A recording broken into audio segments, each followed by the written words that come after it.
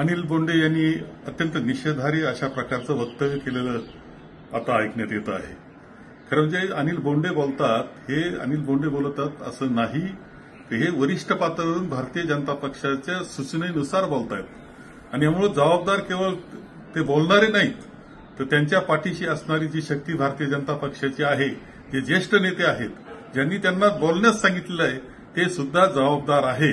आणि ही प्रवृत्ती नथुराम गोडसे प्रवृत्ती आहे की ज्यांनी या देशाचं स्वातंत्र्य मिळवून देणाऱ्या महात्मा गांधींच्या बाबतीत जे कृत्य केलं, ते कृत्य पुन्हा राहुलजींच्या संदर्भात करावं, इतक्या दुष्प्रवृत्तीनं त्या प्रवृत्तीतून ते बोललं जातंय, ही वस्तुस्थिती आहे. या बाबतीत तर निषेधार्ह आहे, कारवाई होणं आवश्यक आहे.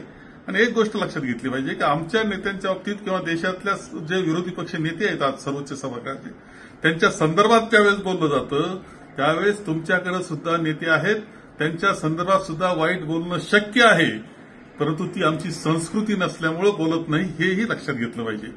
जनता हे सर्व पाहते आहे. जनता यांना शिक्षा केल्याशिवाय राहणार नाही याची खात्री मला आहे.